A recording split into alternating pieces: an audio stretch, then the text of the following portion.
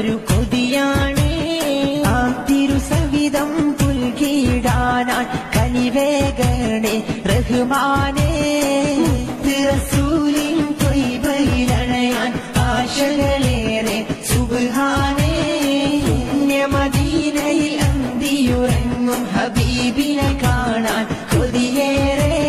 ആ മുഖമൊന്നും കനവിലെങ്കിലും കാണാൻ എന്തൊരു കൊതിയാണ് ആ തിരുസവിധം പുൽകിടാനായി കനിവേഗണേ റഹ്മാനേ.